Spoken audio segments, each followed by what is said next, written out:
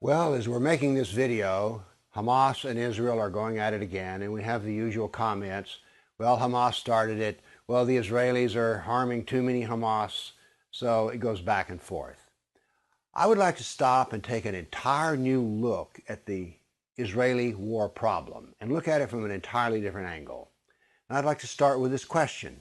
What is it that the Sudan, Nigeria, Kashmir, Afghanistan, Pakistan, Syria, Iraq, and Israel all have in common?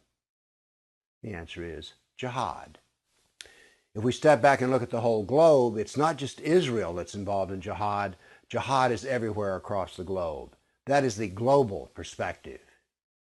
Now, some people are talking, they talk about the year 1948 when Israel was formed and that the creation of Israel in the heart of the Middle East is the problem. The year 1948 is not the problem. The problem was it started in the year 622 in Medina.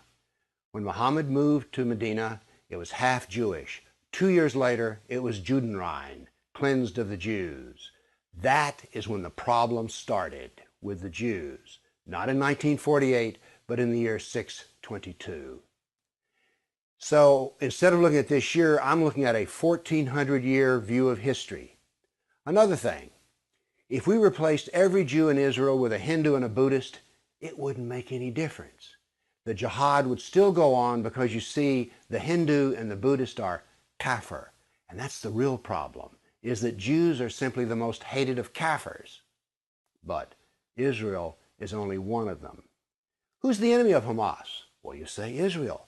Wrong again. The enemy of Hamas is every kafir nation.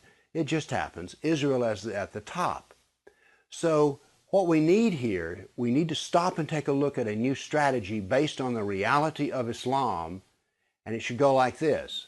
All kafir nations should be united against Hamas and all other Islamic nations that choose to harm a kafir nation. A very big view. Here's another thing. People talk about, well, they need to come up with a peace treaty. People who talk like that don't know anything about Islam and its attitude towards treaties, because no treaty in Islam is worth more than 10 years. That would violate the Sharia. And the other problem with the treaty is, according to the Sharia, as soon as Hamas becomes strong enough, they're supposed to attack again. So a treaty with an Islamic organization has no meaning. Now then, what we need is a doctrine of war that seeks the defeat. Because right now, the whole attempt is, well, could we just get Hamas and Israel to tie? No, we need to have a win. And the way to win is don't negotiate, use massive force and maximum punishment. And then when you've punished enough, leave and tell them, if you hurt us again, we'll come back and give you more punishment.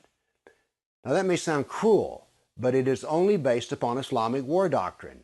Islam is to support only one view of positiveness towards any kafir, and that is, if the kafir can be overwhelmingly powerful, then they'll respect them.